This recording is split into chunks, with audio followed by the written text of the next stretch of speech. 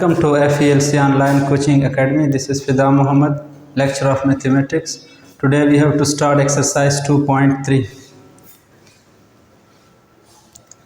Question number 1 say write down the index and radicand for the following expression. हमारे पास तीन parts हैं, इनमें से इंडेक्स और रेडिकेंड निकालने हैं। तो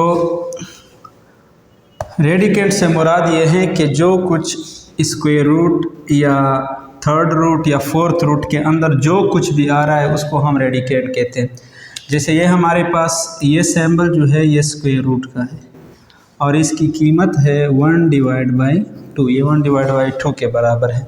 तो इस स्क्वायर रूट के अंदर जो कुछ है हम उसको रेडिकेंड कहेंगे। इस स्क्वायर रूट, इस रूट की जो वैल्यू है, जैसे कि इस रूट की वैल्यू है 1/2, इस 2 को हम कहेंगे इंडेक्स। यानी यहाँ पर 2 मौजूद हैं, लेकिन 2 मौजूद होता है लेकिन स्क्वायर रूट के लिए हम 2 रिप्रेजेंट शो नहीं करते, उसको सिंपल रूट से इंडिकेट करते हैं। तो इसका मतलब है इस रूट की वैल्यू क्या है, इस रूट की वैल्यू 1/2 है, यानी यहाँ पे हम 2 लिख सकते हैं। तो ये 2 हमारे पास इंडेक्स होगा। जैसे कि मैं आप लोगों को मिसाल दूँ, अगर यहाँ पर थर्ड रूट है, लेट सपोज इसकी वैल्यू यहाँ पर 3 लिखी हुई है और ये 3, 4, 5 ये इंडिकेट करना पड़ेगा, लेकिन स्क्वायर रूट के लिए इंडिकेशन ज़रूरी नहीं है। यानी अगर इसकी वैल्यू लेट सपोज 3 लिखा हुआ है तो इस थर्ड रूट की इंडेक्स क्या है, 3 आएगा। इसी तरह अगर फोर्थ रूट लिखा हुआ है और यहाँ पर 4 लिखा है तो इसकी इंडेक्स क्या आएगी, 4। लिहाजा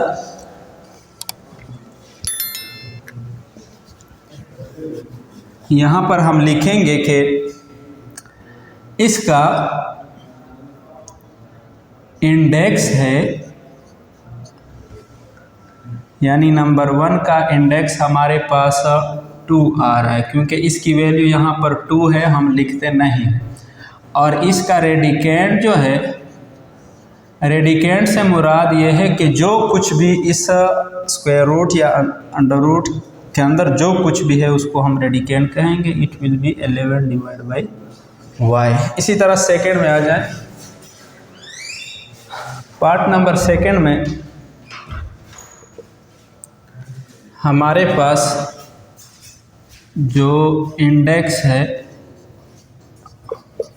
वो यहाँ पर 2 मौजूद हैं, लेकिन हम लिखते नहीं है, लिहाजा we say that its index is equal to 2। और रेडिकेंड जो कुछ अंडर रूट के अंदर है हम उसको रेडिकेंड कहेंगे। So radicand is equal to 13/3x। और इसी तरह हमारे पास थर्ड पार्ट में यहाँ पर देखो रूट को वैल्यू दी गई है 5 है, तो हम इसको क्या कहेंगे, ये असल में क्या है, 5th रूट है। यहाँ पर 5 लिखा हुआ है, इट इज़ 5th रूट, और ये असल में बराबर है 1/5 के। तो इस पार्ट में इंडेक्स हमारे पास आ जाएगा 5 और रेडिकेंड जो कुछ भी अंडर रूट के अंदर है हम उसको लिखेंगे इज अ रेडिकेंड AB²।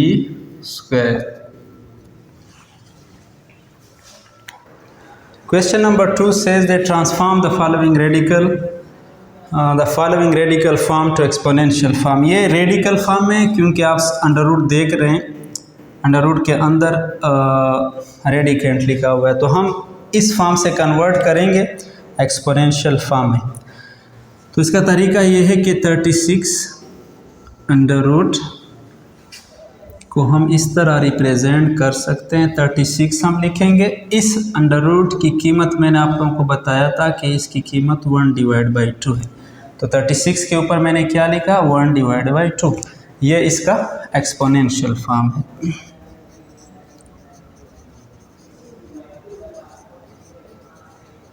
और ये हमारे पास रेडिकल फॉर्म है।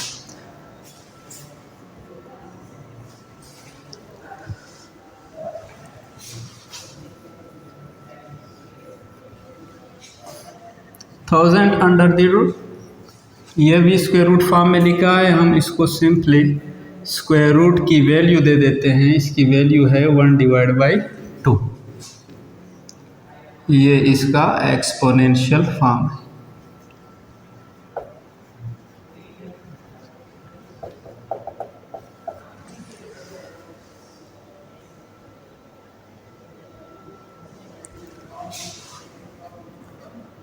Eight to the cube root, इसको पढ़ेंगे इस तरह, 8 टू द क्यूब रूट।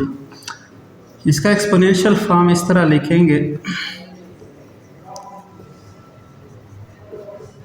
कि 8 हमने लिख दिया, और यहाँ पर ये सिंपल स्क्वायर रूट नहीं है। अगर ये सिंपल इस तरह होता तो हम इसको वैल्यू दे देते 1/2, लेकिन यहाँ पर वैल्यू लिखी हुई है इट इज़ थर्ड रूट या क्यूब रूट इसे भी कहते हैं, तो हम इसको वैल्यू दे देते हैं 1/3। इसलिए मैं यहाँ पर लिखूँगा 8 टू द 1/3।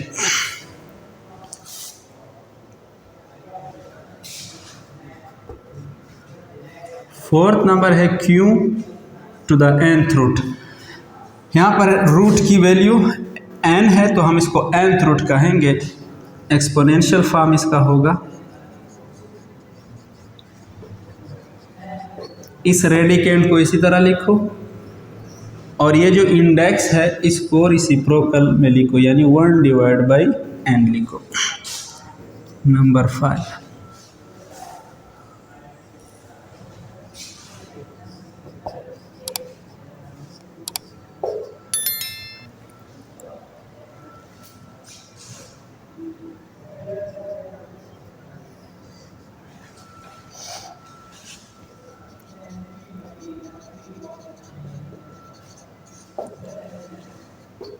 इसका एक्सपोनेंशियल फॉर्म इस तरह लिखेंगे। मैंने आपको बताया था कि इट इज़, यहाँ पर रूट की वैल्यू नहीं है तो हम यहाँ पर 2 वैल्यू दे सकते हैं, लिहाजा मैं इसको लिख देता हूँ 5 - 6a²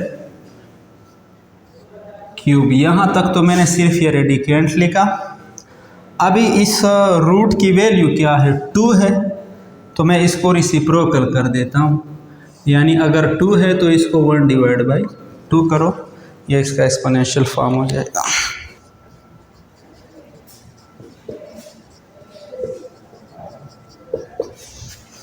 part number 6, -64 to the cube root. -64 हमारे पास रेडिकेंड है, इसको हम लिखेंगे इसी तरह, और ये जो 3 है इस 3 को आप रेसिप्रोकल करो, यानी 1/3 लिखो, ये इसका एक्सपोनेंशियल फॉर्म हो जाएगा।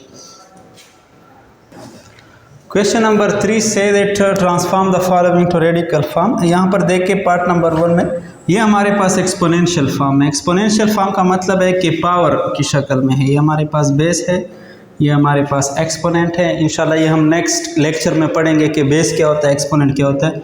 जब भी पावर की फॉर्म में कोई एक्सप्रेशन आता है हम उसको एक्सपोनेंशियल फॉर्म कहेंगे, और जब हम इसको रेडिकल यानी अंडर द रूट की फॉर्म में लिखेंगे उसको रेडिकल फॉर्म के कहेंगे। यहाँ पर -7 हमारे पास रेडिकेंट होगा, और 1/3 मैंने आप लोगों को बताया था कि 3 का रेसिप्रोकल हो जाएगा 1/3, यानी अगर मैं लिखता हूँ क्यूब रूट तो इसका मतलब है कि इस 3 को रेसिप्रोकल करो तो इसकी कीमत 1/3 आ जाएगी। यहाँ पर उल्टा है, 1/3 दिया है तो इसकी जगह मैं क्या लिखूँ, इसके ऊपर मैं लिखूँगा क्यूब रूट।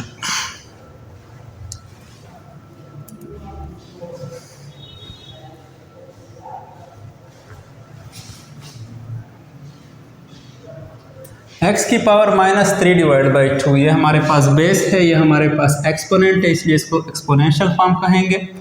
रेडिकल फॉर्म में हम इसको कन्वर्ट करेंगे, लेकिन बिफोर कन्फर्मेशन हम इसमें थोड़ी चेंजेस लाएंगे, क्योंकि मुझे पावर किस शक्ल में चाहिए। पावर 1/3, 1/2, 1/4, 1/5, यानी नॉमिनेटर हमारे पास 1 होना चाहिए, लेकिन यहाँ पर ऊपर नॉमिनेटर में -3 है, तो हम इसको थोड़ा सिंप्लीफाई करते हैं। x - 3/2 को मैं इस तरह लिख सकता हूँ, x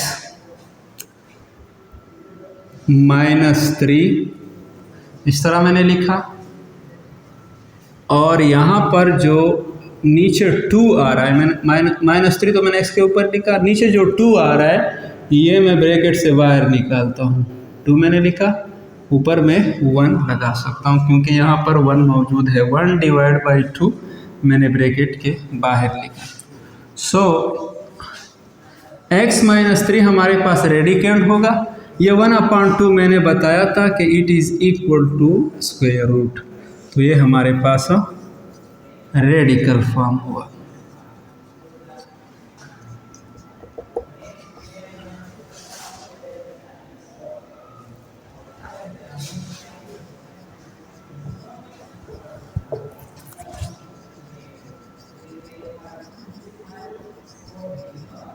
-8 टू द 1/5, इसका पावर 1/5 है, लिहाजा इसको हम लिखेंगे -8 हमारे पास रेडिकेंड होगा।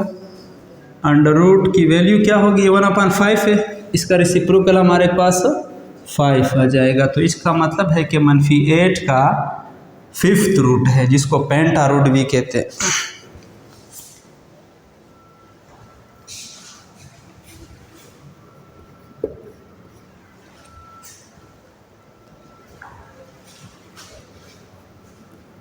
y3 डिवाइड बाई 4, ये भी हमारे पास एक्सपोनेंशियल फॉर्म है, ये बेस है और ये इसका पावर यानी एक्सपोनेंट है। हम इसको रेडिकल शक्ल में लिखेंगे।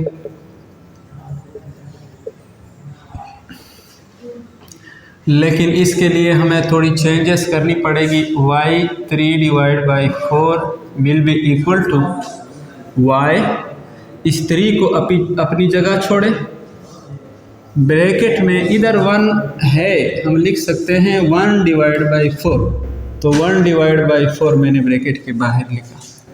सो हमारे पास आ जाएगा रेडिकल फॉर्म y3 हमारे पास रेडिकेंड है, 1/4 का रेसिप्रोकल लें, यानी 1/4 का जो रेसिप्रोकल है वो 4th है। So it is called y³ to the quadra root, ये 4th रूट है।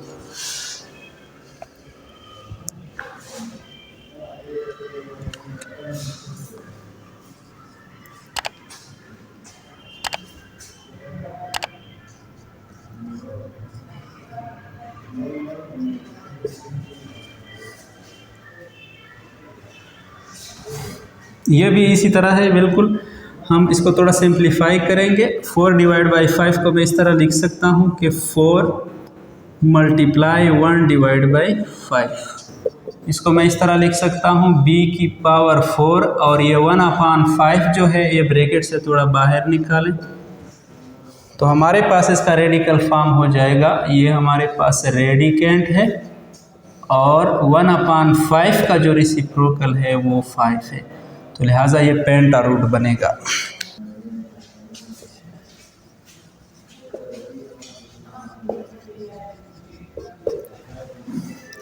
थ्री एक्स टू 1/q, ये बेस है, ये हमारे पास पावर है या एक्सपोनेंट। इसको रेडिकल फॉर्म में इस तरह लिखेंगे, जो बेस है उसे आप रेडिकेंट बनाएं। ये मैंने रेडिकेंट बनाया, अंडर रूट लिखा, इस अंडर रूट को वैल्यू में क्या दूँ, 1/q है, तो इसको उल्टा करो, रेसिप्रोकल इसका ले लो, तो हमारे पास q आ जाएगा। क्वेश्चन नंबर 4 सिंप्लीफाई, ये हमारे पास रेडिकल फॉर्म में है, इसको एक्सपोनेंशियल फॉर्म में नहीं लिखना बल्कि इनको सिंप्लीफाई करना है। तो सिंप्लीफिकेशन के लिए हम क्या करेंगे, एक्सपोनेंशियल फॉर्म में हम इसको लिख सकते हैं, लेकिन सबसे पहला काम जो हम करेंगे वो इस क्यूब रूट को, ये क्यूब रूट है, यहाँ पर दो एक वेरिएबल यूज़ हुआ है, एक नंबर यूज़ हुआ है, इनके ऊपर अलग अलग लेंगे। तो मैं इसको लिख सकता हूँ 125 टू द क्यूब रूट, इसके ऊपर अलग लिया और x के ऊपर अलग ले लो। अच्छा, ये 125 क्यूब रूट को आप कन्वर्ट करो एक्सपोनेंशियल फॉर्म में। 125 ये 3 है, 3 का एक्सपोनेंशियल फॉर्म में जब कन्वर्ट करते हैं तो 3 क्या हो जाएगा, रेसिप्रोकल हो जाएगा, यानी 1/3 आ जाएगा। Dot x to the cube root को मत छेड़ो, क्योंकि इसको हम सिंप्लीफाई नहीं कर सकते, ये वेरिएबल है, ये कोई न्यूमेरिकल वैल्यू नहीं है। अब हम इसको सिंप्लीफाई करेंगे। 125 बराबर है, इसके अगर हम फैक्टराइजेशन करें तो ये बराबर है 5 का टेबल पढ़ो, 25 5 जार 125, 5 5 जार 25। तो हमारे पास 125 किसके बराबर है? 5 मल्टीप्लाई 5 मल्टीप्लाई बाई 5। इसका मतलब है कि अगर हम 125 की फैक्टराइजेशन करें तो मेरे पास 3 5 मल्टीप्लिकेशन में आएंगे और इसके ऊपर क्या है? 1/³ है। डॉट डॉट का मतलब है मल्टीप्लिकेशन। अच्छा, ये 5 टाइम 5 मल्टीप्लाई हुआ है, तो हम इसके ऊपर क्या लिख सकते हैं कि 5 कितने मरतबा मल्टीप्लाई हुआ है खुद के साथ? 3 टाइम्स मल्टीप्लाई हुआ है, और ऊपर क्या है? 1/³ ये 3 और ये 3 कैंसिल हो जाएंगे, तो हम लिख सकते हैं 5 डॉट x⁻⁴। ये हमारे पास आंसर।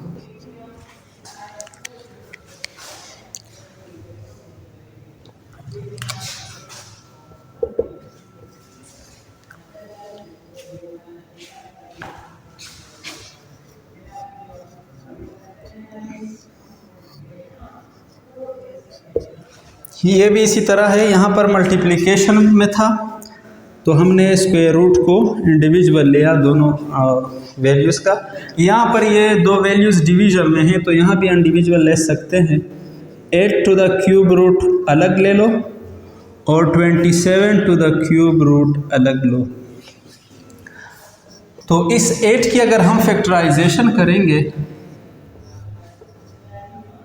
4 2 ज़ार 8, 2 2 ज़ार 4। इसका मतलब है कि 8 किसके बराबर है?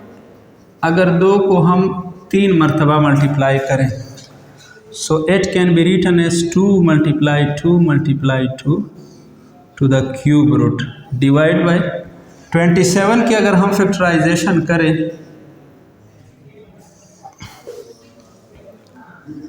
सो 9 3 ज़ार 27, 3 3 ज़ार 9। It means that 27 is equal to 3 multiply 3, यानी 3 को 3 टाइम्स मल्टीप्लाई करें, इसे हमारे पास 27 आएगा और ये 3 आ जाएगा।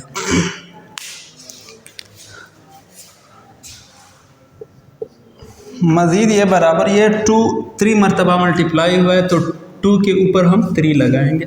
इस 3 का मतलब है कि this 2 is multiplied 3 time with itself, और एक रूट की वैल्यू है 1/3।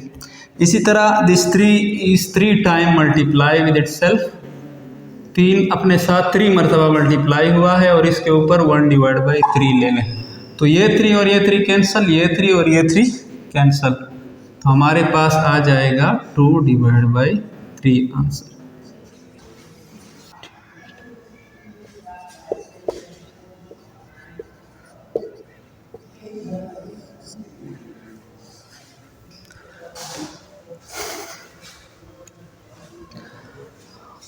सिक्स 625x³ y की पावर 4 25xy की पावर 2।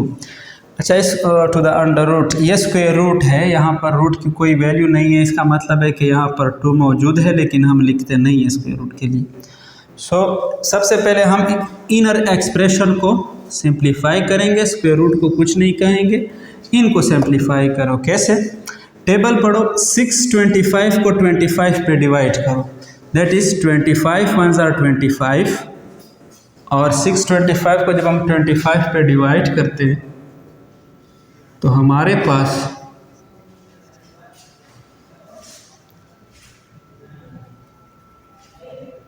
25 2 ज़ार 50, 62 से 50 निकालो तो हमारा 12, और ये 5 नीचे आएगा, और ये हमारे पास 125 0। इसका मतलब है कि 25 को जब 625 को 25 पे डिवाइड करने से हमारे पास रिजल्ट 25 आता है। तो 25 1 जार 25, 25 25 जार 625। तो हमारे पास आ जाएगा 25 इस एक्स क्यूब। याद रखो ये x cube divide by x है, तो हम इसके साथ इस तरह सलूक करेंगे कि ये एक्स ऊपर जाएगा तो एक्स क्यूब अपनी जगह है, इसका पावर +1 है, जब ऊपर जाता है तो ये माइनस हो जाता है।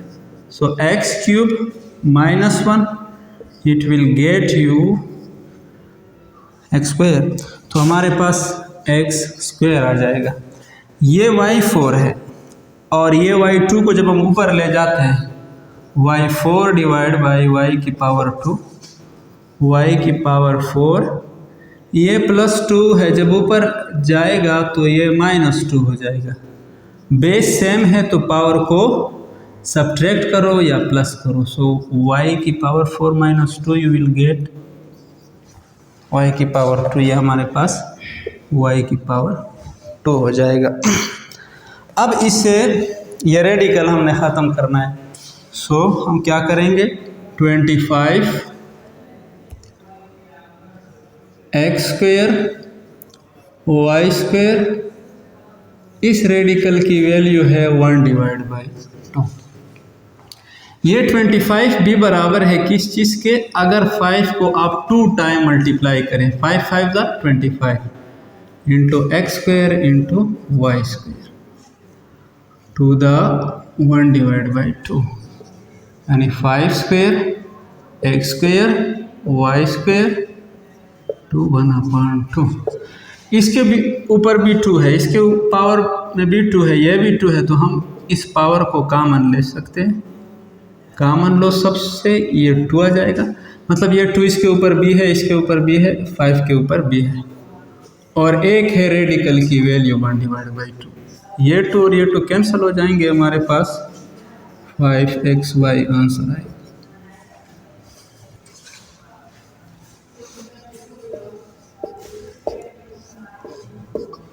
ये रेडिकल फॉर्म में है, हम इसको एक्सपोनेंशियल फॉर्म में लिखेंगे। ये रेडिकेंड है, मैंने लिख दिया। इस रेडिकल की वैल्यू पुट करें, इसकी वैल्यू 1 डिवाइड बाई 2 है, तो ये 2 और ये 2 कैंसिल हो जाएंगे। हमारे पास रिजल्ट आएगा 3y - 5 answer. Part number 5 say that 18 √6, या तो को ये 6 जो है ये इसका 6th रूट नहीं है, ये अगर इस तरह लिखा होता छोटा सा तो हम इसको 6th रूट कंसीडर करते, लेकिन ये बाहर मल्टीप्लिकेशन में लिखा हुआ है। सो 6 × 18 हम इसको इस तरह सिंपल कर सकते हैं